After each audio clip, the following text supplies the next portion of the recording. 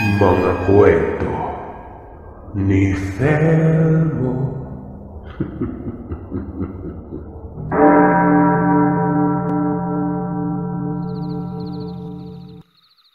Mapagpalang araw sa iyo, Sir Seth. Ako ito, si Ray, ng Davao del Norte. Dalawang kwento ang ibabahagi ko sa inyo ngayon. Unang kwento, sisimulan ko sa pagpapakilala sa katrabaho at kaibigan ko na pangalanan na lamang nating Junmar. Isa si Junmar sa mga una kong naging kakilala at kaibigan mula nung na-assign ako sa ibang department na pinagtatrabahuan ko. Si Junmar ay yung tipo ng tao na mabait, masayahin, kwela, makwento at palakaibigan. Katunayan, doon pa lang sa area namin ay halos kumpare na niya yung lahat ng kasama niya.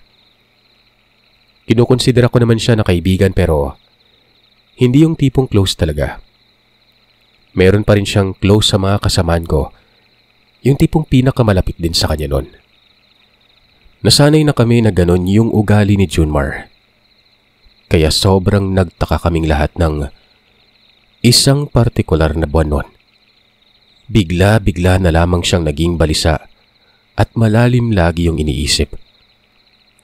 Pag tinatanong naman namin siya, ang lagi niyang sagot ay masama lamang umano yung pakiramdam niya. O hindi naman kaya, kulang sa tulog.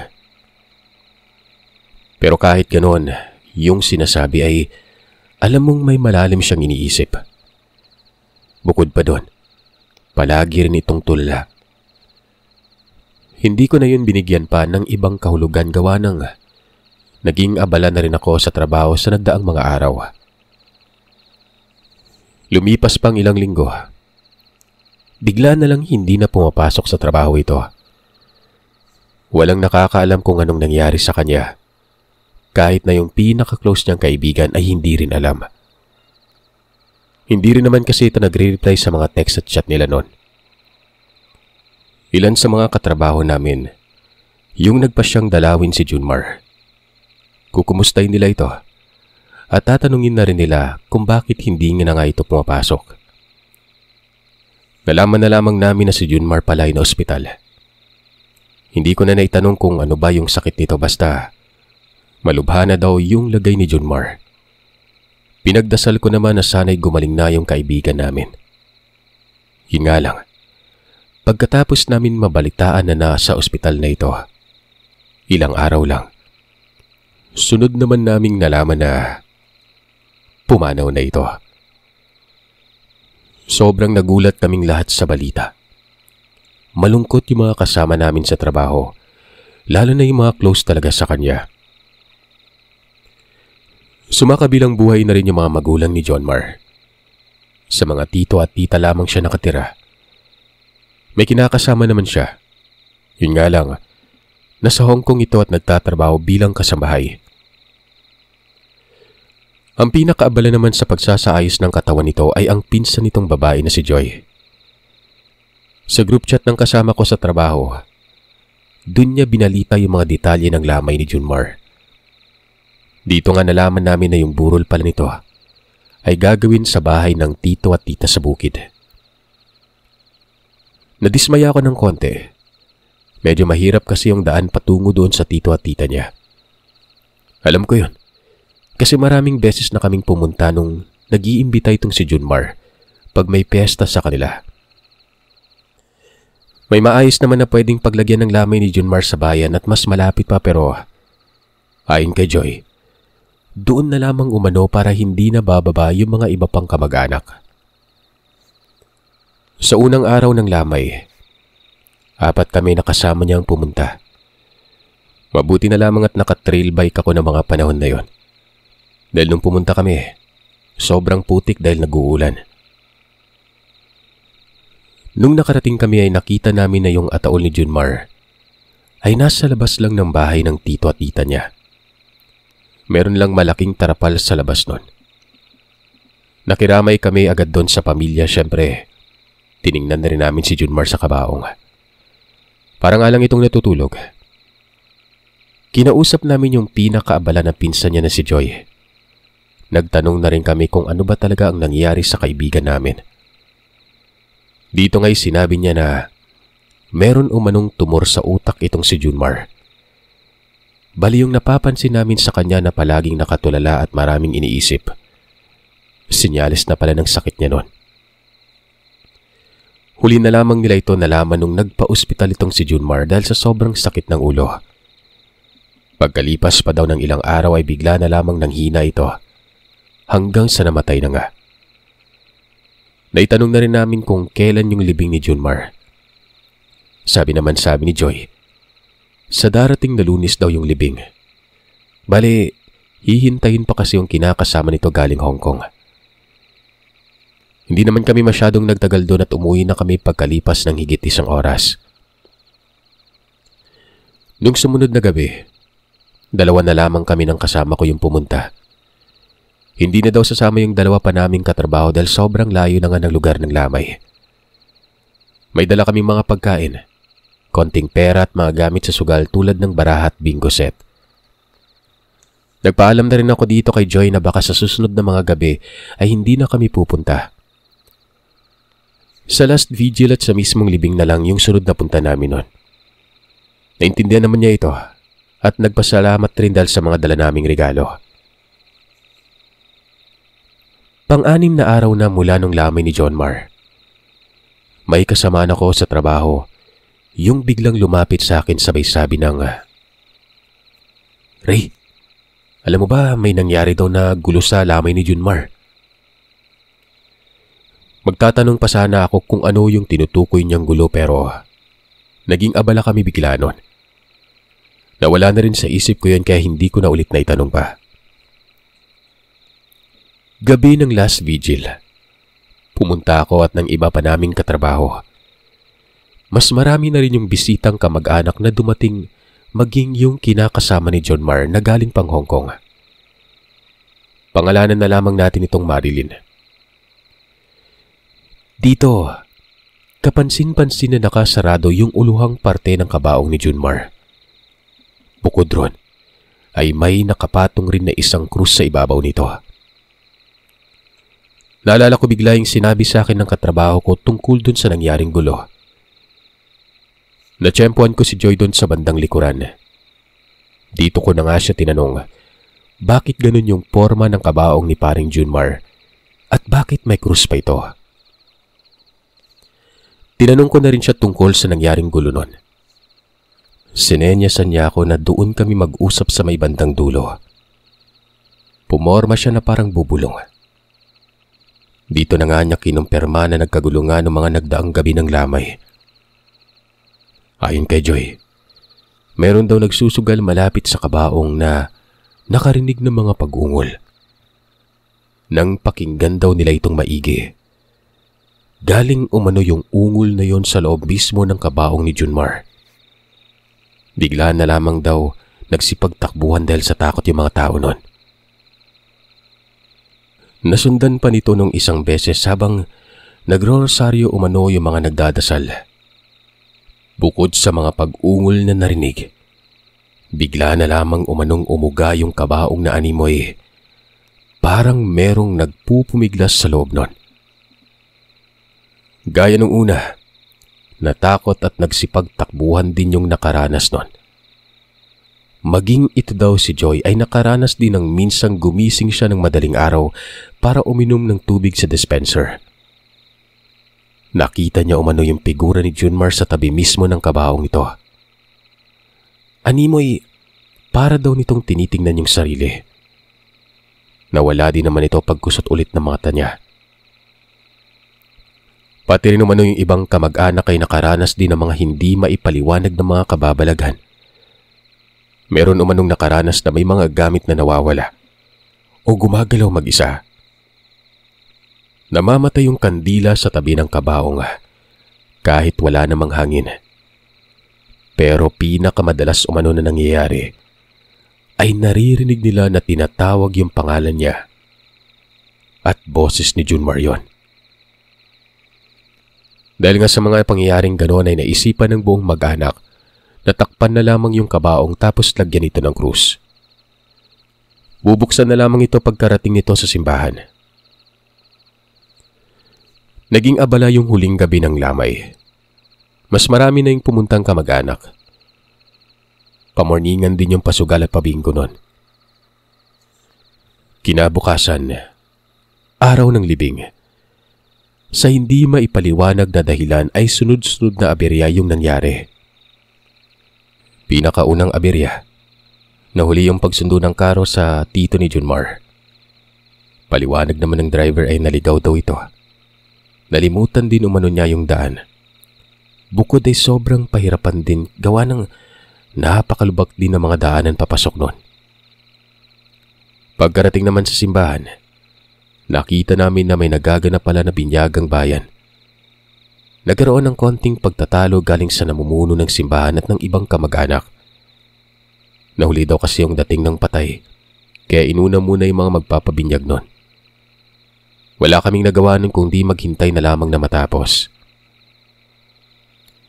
Hindi kalaunan, naipasok na rin sa simbahan si Junmar. Pagkatapos ng buong seremonya ng padasal ay umabante na kami papuntang sementeryo. Bandang 4:30 na ng hapon. Ang akala ko'y wala nang aberyang mangyayari. Hindi pa pala. Nung nasa kalagitnaan na kasi kami ng biyahe, biglaan lang tumirik ang karo. Nung buksan ng driver yung hood ay nakita namin na umaapoy yung battery at iba pang parte ng sasakyan. Sabi sa amin ng driver, wala na umanong ekstrang karo yung punerarya.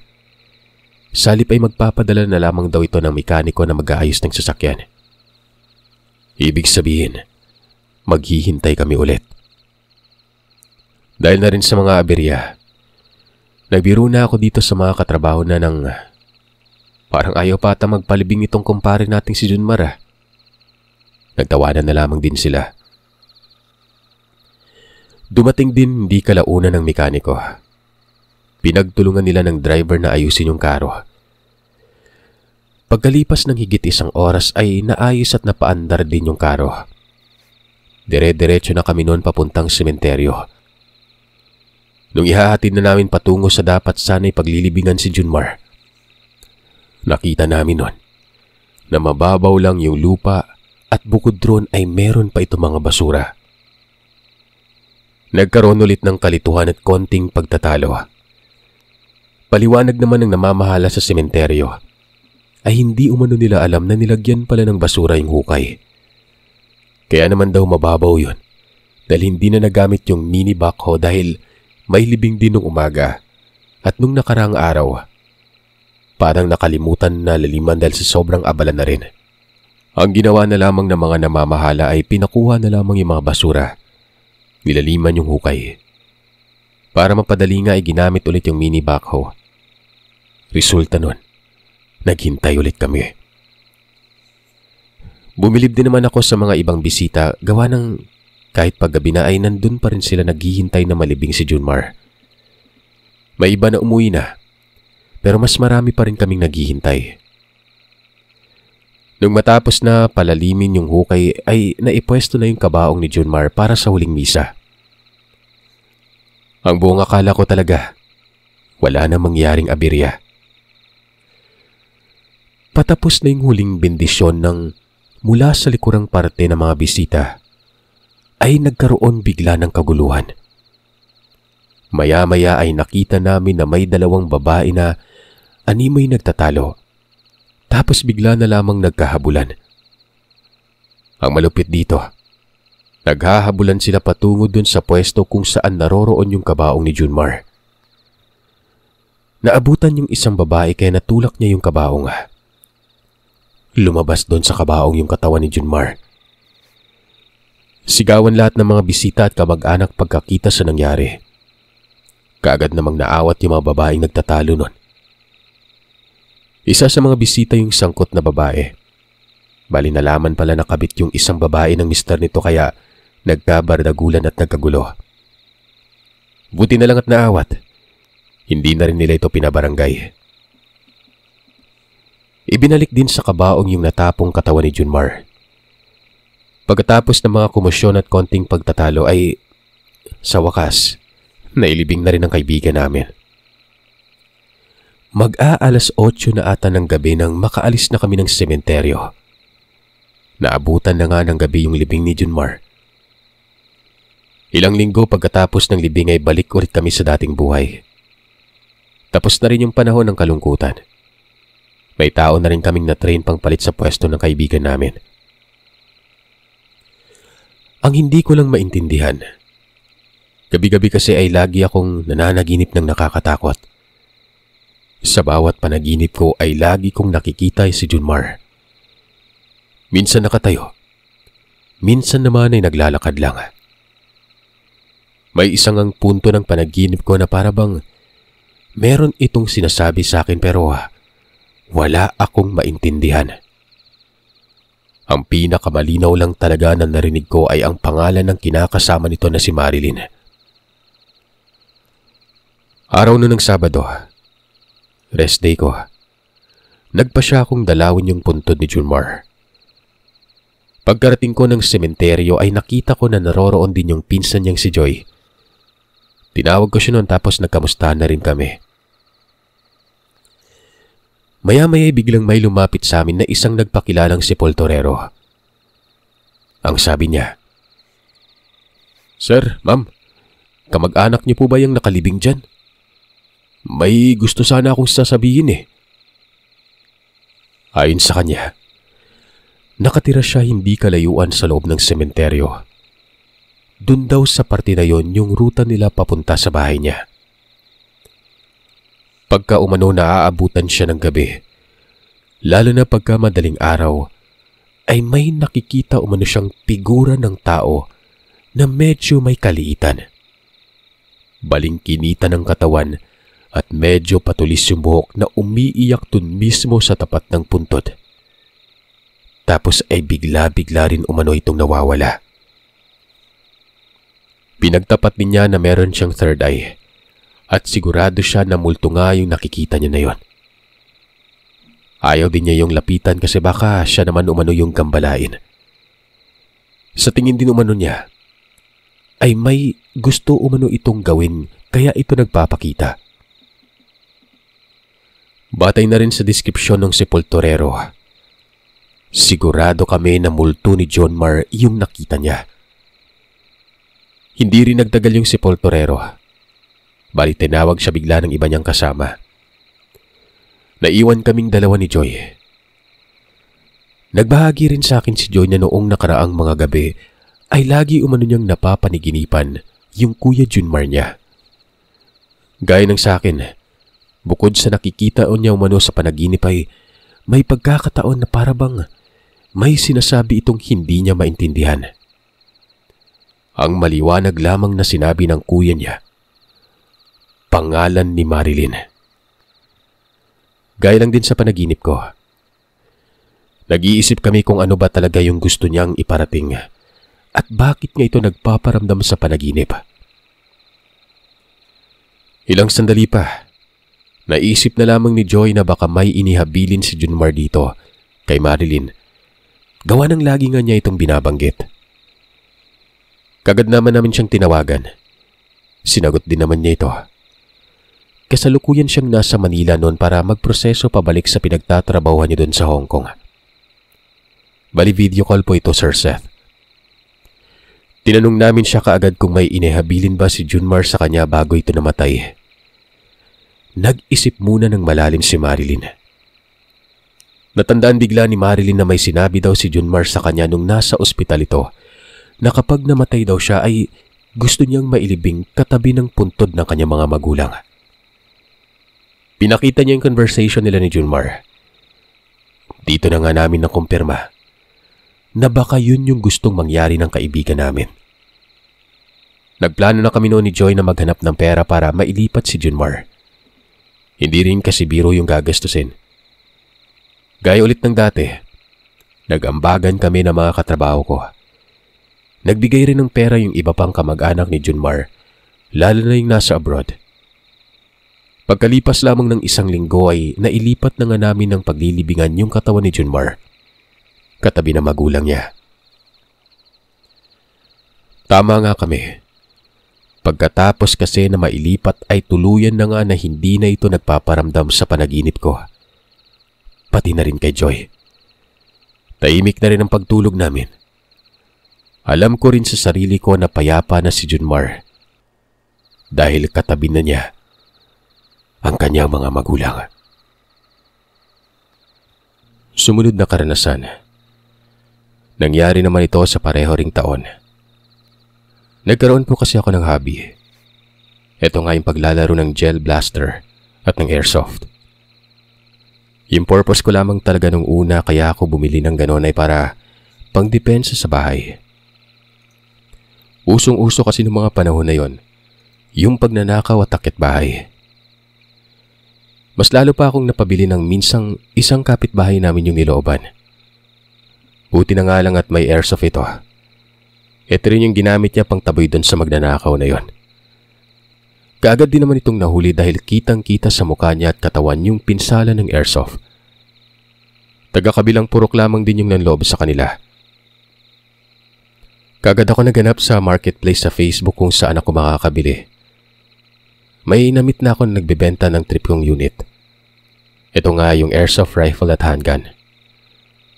Bumili rin ako sa kanya ng gel blaster na parang airsoft din pero yung balang ginagamit ay kung tawagin, gel balls. Nalaman ko rin sa kanya na nag-upgrade din siya ng mga unit kaya pina-upgrade ko na rin lahat ng mga airsoft guns ko. Bukod dun, nalaman ko rin na taga-kabilang bayan lang pala siya nakatira. Sobrang lapit lamang nito. Dahil sa madalas ko na nga siyang kinakausap ay bigla ko na lamang siyang naging bagong kaibigan. Pangalanan na lamang natin siyang James. Isinali din ako ni James sa group chat nila sa Messenger. Pagbago lang talaga sa ganitong hobby, much better daw talagang sumali ako sa mga grupo kapareho ng hilig ko nun. Marami rin daw talaga akong matututunan pagka ganon. Hindi naman ako nagsisi sa sinalihan kong grupo kasi mababait naman sila kausap. Sumasagot din sila sa mga tanong ko. Minsan ay nag-aaya rin itong si James na mag-practice game kami ng airsoft sa lugar nila.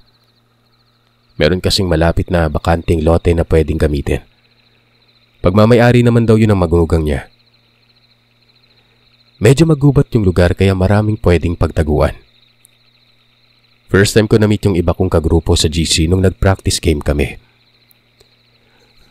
Gaya nung sa chat, pagdating sa personal ay ang babait din nila kausap. Meron pang akwela sa kanila na mabilis kong naging kasundo pero hindi pa pala kami kumpleto. May iba pang hindi sumali sa practice game. Tanghali hanggang hapon kaming naglaro nun. Sa kabuuan ay masaya kami lahat sa paglalaro. Masaya rin ako gawa nang nagkaroon ako ng mga bagong kaibigan. Lumipas ang ilang linggo. May biglang nag-message sa GC namin. Meron daw magaganap na tournament ng airsoft sa kabilang bayan. Kaagad naman akong minessage ni James sabay nag-aya ito sa akin na baka gusto kong sumali. Sinabi ko sa kanya na pwede naman akong sumali kasi off ko naman nun sa trabaho pero dapat ay sunduin niya ako sa bahay sa araw ng mismong event na yon. Bukod kasi sa hindi pa naaayos yung motor ko ay hindi ko alam yung game site na pupuntahan namin. Pagdating nga ng linggo, sinundo na ako ni James sa bahay. Maaga kaming nakarating sa event. Bandang 8:30 ng umaga ata yun. Na-meet ko na rin yung iba pang kagrupo na hindi ko nakasama yung nag-practice kami ng airsoft. Medyo awkward nga lang ng konti gawa ng magaganda rin yung trabaho ng iba sa kanila. May isa nga na negosyante pa at haltang may kaya sa buhay.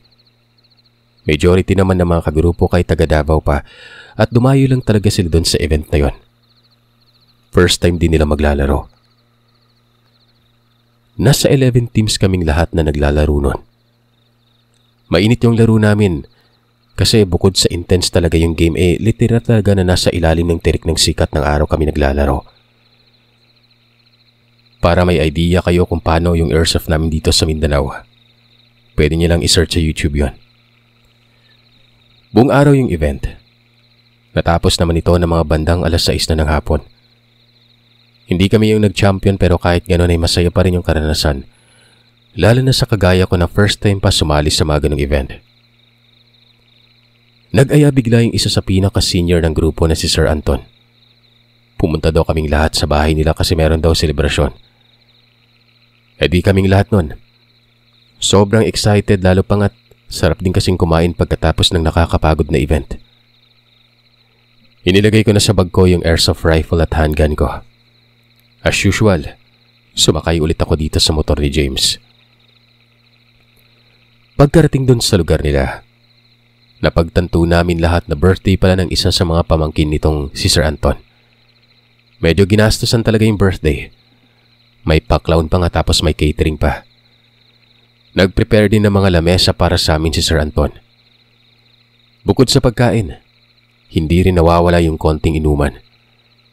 Sobrang nag-enjoy talaga kami sa punto na yon. Maaga sana kaming uuwi nitong si James kung hindi nga lang umulan ng malakas. Sabi naman sa akin ni Sir Anton at iba pang kagrupo ko na patigilin muna umano namin yung ulan bago kami umalis.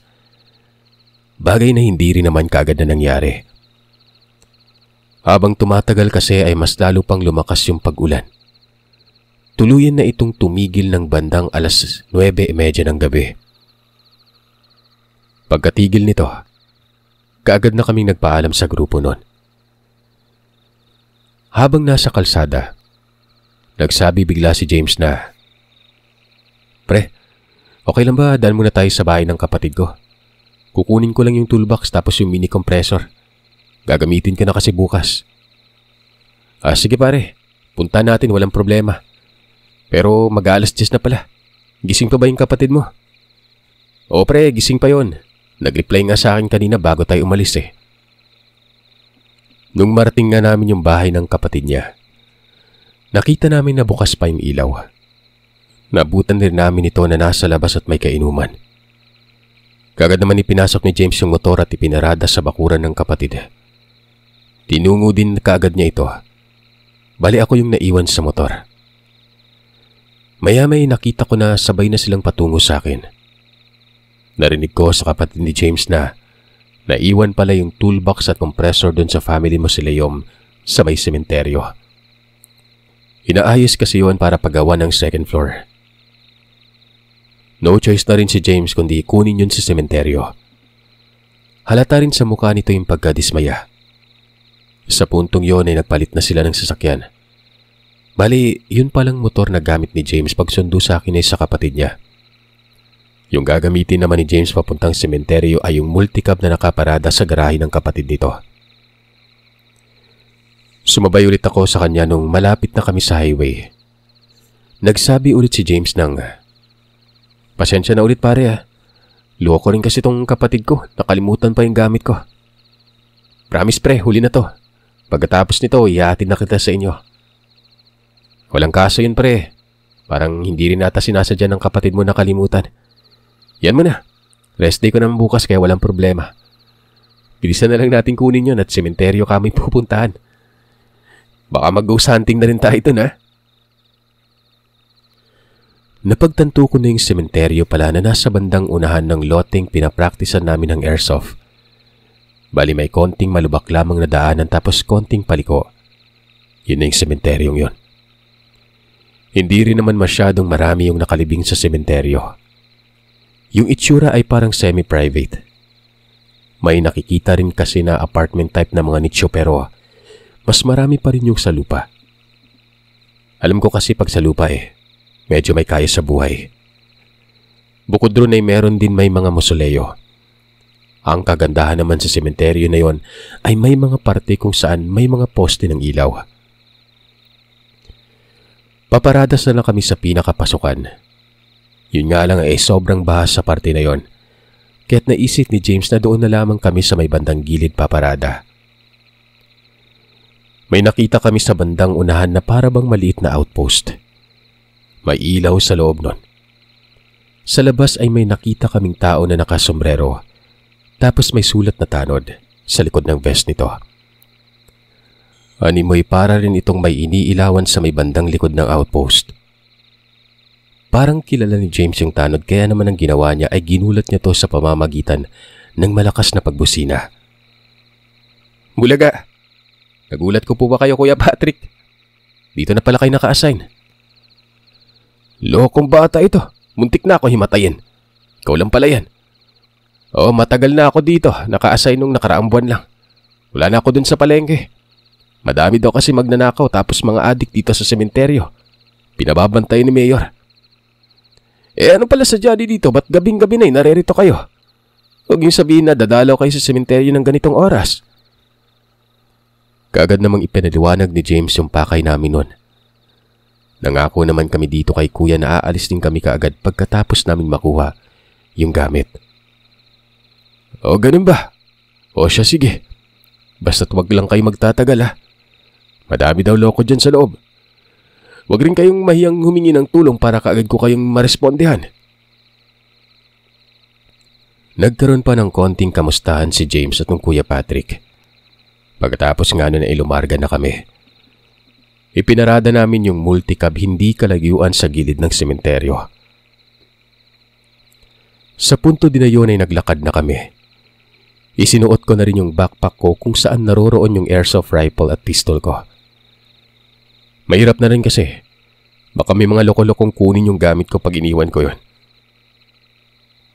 Naglakad na kami papasok nun. Sabay ata kaming nagulat ni James nung pagdaan namin sa pinakaunang kanto papasok ng sementeryo. May nakita kaming nagtitinda na matandang babae. Nakapwesto ito sa bandang tabi lang ng daan. Merong malaking mesa sa harapan nito.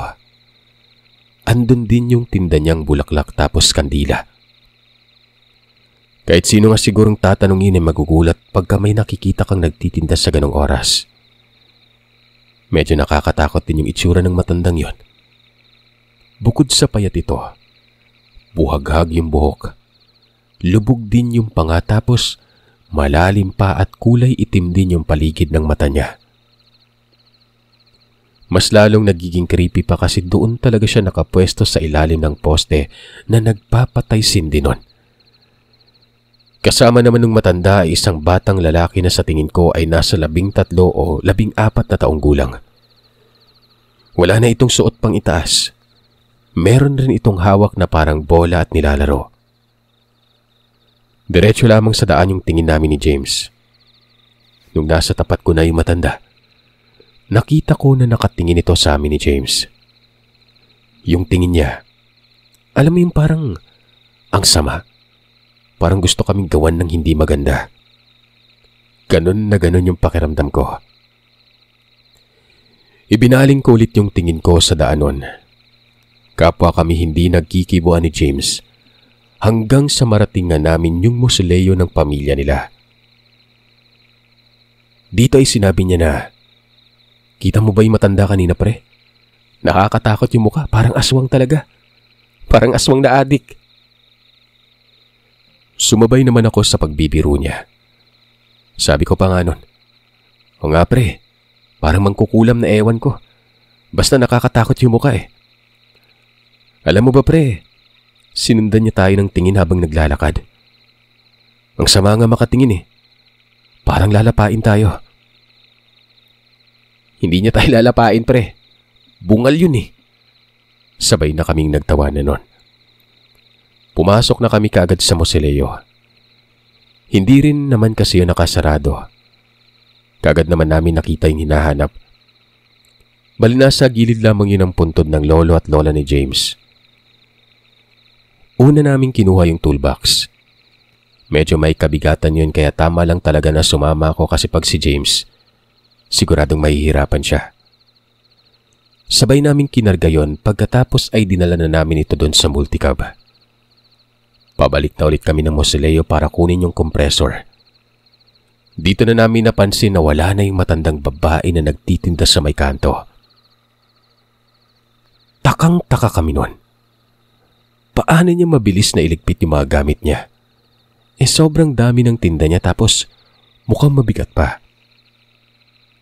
Nag-isip na lamang kami na may kaliitan nga yung katawan ng matanda habang yung kasama nitong bata ay patpatin din yung katawan. Hindi na rin namin nabigyan yun ng masyadong pansin. Basta dumiretso na kami agad sa mausoleo.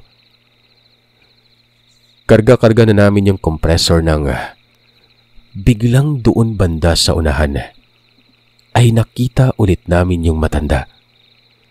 Nakita rin namin yung kasama niyang bata nun. Nakatayo lamang sila sa tabi ng daan. Meron din silang mga hawak nun na malaking bote ng Red Horse. Tag-isa sila. Kagaya ng una ko silang nakita ay napakasungit tingnan at sobrang talim pa rin yung tingin ng matandang babae sa amin. Dito ko na ulit sinenyasan si James. Napatingin din siya sa matanda. Ang ginawa na lamang namin nung mapadaan kami sa tapat nila ay bumati kaming dalawa ng magandang gabi. Pero hindi man lamang umimiki mga yon. Paglagpas namin sa kanila, ilang sandali pa ay naramdaman ko na biglang bumitaw sa karga naming kompresor itong si James. Napatumba ito. Kasunod noon ay nabitawan ko na rin yung kompresor. Napahawak ito sa ulo nito. Nakita ko siya na duguan nun. Napagtanto ko na binato pala siya ng bote at yung bumato ay ang matandang babae. Tumingin naman ako sa direksyon ng matanda. Nakita ko na akma akong babatuhin ng kasama nitong bata ng hawak niya. Nasapul ako sa may bandang tuhod kaya ako naman yung napatumba. Kita ko na bigla na lamang kumuha yung bata ng isang malaking kahoy sa gilid tapos ay patakbo itong sumugod. Ibinasiwas nito sa akin. Nasangga ko naman yung karamihan sa paghataw niya pero meron pa ring tumama sa bandang ulo ko, sa siko at bewang. Hindi mo maiisip na bata yung may gawa-gawa ng sobrang lakas ng paghataw. As in ramdam ko yung sakit ng bawat paghataw nito. Nagkaroon ako ng pagkakataon na tumayo. Tumakbo na ako noon. Hinabol ako ng bata. Iniwan ko si James para mapabilis yung pagtakbo ko ay sadya kong inalis yung backpack ko. Nagtago ako dun sa parte ng sementeryo sa may bandang apartment. Yumuko ako at nagtago. Madilim sa parte na yon kaya nahirapan talaga akong makahanap ng pwedeng panglaban sa nakakatakot na bata na may hawak na kahoy. Kumapa ako sa paligid hanggang sa may nahawakan ako na parihabang bagay. Sa tingin ko ay sirang lapida yung nahawakan ko. Pumuesto ako sa parte kung saan tanaw ko yung bata. Umikot ako hanggang mapunta ako sa likuran nito. Nang makatsyempo ay bigla kong hinataw sa kanya yung lapida nun. Sapul siya sa muka. Nasira tuloy ito, nadurog pa. Nawala ng malay ang batang yon. Naalala ko bigla na may airsoft rifle at pistol pala doon sa backpack ko. Kaagad ko namang tinungo kung saan ko hinubad yon. Inassemble ko kaagad yung airsoft rifle at buti na nga lang may extrang magazine pa ako na may bala. Patakbo kong binalikan si James. Nakita ko siyang nakikipagbuno doon sa nakakatakot na matanda. Pumaibabaw yung matanda kay James. Sobrang nakakatakot na yung mukha nito. Tapos umaangil pa. Nasa forma sila na parang sinasakal si James noon. Kaagad kong kinasa yung airsoft rifle tapos ipinutok ko yung rifle doon mismo sa pagmumukha ng matandang babae. Inubos ko talaga lahat ng bala nun, sir, dahil gigil na gigil ako. Puno ng bala yung magazine nun. Nasa 200 yung pellet na naroroon na imagine na lamang kung lahat yun. Diretso sa mukha mo, di ba? Napahiyaw ang matanda. Hahatawin ko pa sana ng airsoft rifle ito pero kaagad itong napatakbo patungo dun sa parte ng madilim. At ang nakapagtataka, bakit pagapang ito kung tumakbo? Kaagad kong pinatayo at tinulungan si James noon. Pinahubad ko rin sa kanya yung damit nito na long sleeve. Ito yung gamit ko para takpan yung sugat nito sa ulo. Buti na nga lang ay may malay pa siya. Sinabi ko naman sa kanya na huwag siyang matutulog at lalabas na kami sa sementeryo. Sinabi ko sa kanya na hawakan niya yung airsoft gun ko. Pilit talaga kaming naglakad noon kahit ang liit lamang ng mga hakbang namin. Nang malapit na kami sa pinakalabasan, naramdaman namin na may sumusunod sa amin noon. Nung napadaan kami sa may poste, nakita ulit namin yung matandang babae at yung bata. Sa puntong yon ay may hawak na mga ito na mga matutulis na bagay. Parang itak o yung tawag sa amin na lagaraw. Akmasa nang lalapit ang mga ito sa amin nang biglang itinutok ni James sa kanila yung airsoft handgun ko. Itsurang parang totoo rin kasi yung baril ko na yon. Napatigil sa pagsunod sa amin yung dalawa. Nung papalabas na kami ay dito na nga pinaputok ni James sa kanila yung airsoft na yon. Nagsitakbuhan ng mga yon. Inakay ko na si James papalabas ng sementeryo. Pumunta muna kaagad kami doon sa multicab. Naganap na rin ako ng ibang tela, pangtakip doon sa sugat ni James sa ulo. Naglakad pa ulit kami patungo sa istasyon ng tanod na si Kuya Patrick. Sigaw ako ng sigaw sa punto na yon. Bigla naman siyang lumabas. Nung nakita nga niya na duguan si James ay pinatuloy niya kami kaagad sa loob ng istasyon. Kumuha rin siya ng iba pang tela para pamalit doon sa pangtakip namin sa ulo na puro dugo na. Tanong rin siya ng tanong kung anong nangyari. Pinaliwanag ko naman sa kanya. Hindi pa ko tapos magpaliwanag nang biglang may dumating na dalawang lalaki noon.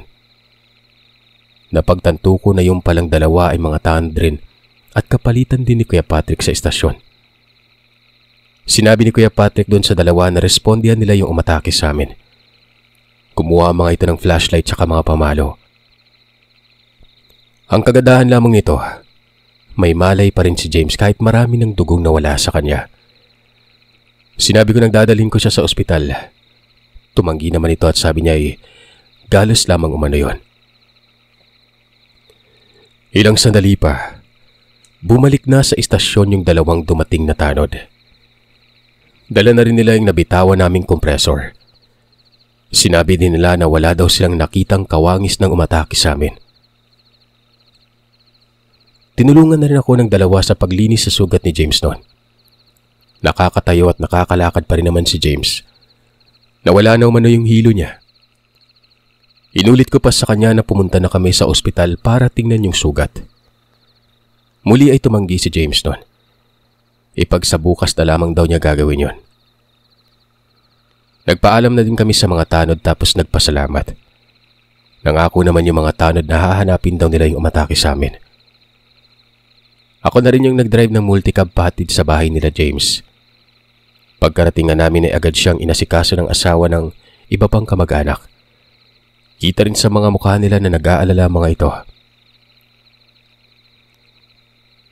Sumunod na araw, usap-usapan sa group chat yung nangyaring pag-atake sa amin. Marami sa kanila ay nag-aalala, lalo na dun kay James kasi siya talaga yung nadali sa pag-atake. Ilang araw na rin daw itong hindi nakakapasok sa trabaho. Nagpaplano kaming lahat na bisitahin siya sa araw ng Sabado. Nasa 8 kaming lahat na dumalaw. Nakita namin siya na nasa labas ng bahay nila. Sinusubuan siya ng misis niya. May benda pa rin sa ulo. Pinatahi ito sa ospital. Tuwang-tuwa naman si James pagkakita sa amin. Napuno yung pabisita namin ng kamustahan, kwento ng karanasan namin at kung paano ko nagamit yung airsoft para panggamit dun sa mga umaatake. Pinagmalaki pa nga ni James na siya yung nag-upgrade sa mga airsoft unit ko kaya ganun na lang kalakas yun. Ano na kaya itsura ng mukha ng matanda no? Pagkatapos mo tirahin sa mukha. Hinubos mo ba naman yung bala eh? Siguro butig-butig yung mukha nun. Nung sumunod na araw, nagpasya kaming lahat ng mga kagrupo ko sa airsoft na bumalik dun sa outpost ng tanod malapit sa sementeryo. Sakto at naroroon yung tanod na si Kuya Patrick. Bali makikikumusta lang kami kung nahanap ba yung umatake sa amin. Ayon kay Kuya Patrick, na-i-report na daw nila sa pulis at sa barangay yung nangyari. Katunayan umano nun, mayat-maya umano ang pagroronda ng sementeryo lalo na paggabi. Matagal na rin umano silang nagroronda sa sementeryo pero hindi daw katulad noon na madalas yung pagroronda. Hindi pa rin nila nahanap yung umatake sa amin kahit nga daw yung mga kabahayan malapit sa sementeryo ay wala rin alam dun sa itsura ng mga umatake sa amin ni James. Nalaman din namin dun sa tanod na hindi lang pala kami yung nakaranas ng pag-atake ng katulad ng ganon. Pang-apat na kami. 2 pa rin umanong katao yung umaatake. Ang kaibahan lang, iba-iba yung deskripsyon ng bawat pag-ataking yon. May parehong babae, parehong lalaki, bata, matanda. At yun sa amin nga ay matandang babae at yung bata. Ang pinakamalala umano na ginawa ng umaatake ay meron na silang nataga sa kamay. Muntik pa nga umanong maputol yon. Patuloy pa rin umano yung pagmamatsyag at paghahanap ng mga tanod ng barangay kung sino yung umaatake sa amin. Ang labis ko lang talagang pinagtataka kung bakit ganun na lang kalakas yung mga umatake sa amin na parang hindi mga tao. Ilan sa mga kasama ko sa airsoft ay nagsabi na baka may pagkaaswang yung umataking yon. Naisip ko rin na baka aswang ang mga ito. Gawa ng parang ang lakas kasi nila at mabilis din silang kumilos. Ano't ano pa man, sana'y mahuli na yung mga yon at nang hindi na sila mambiktima pa.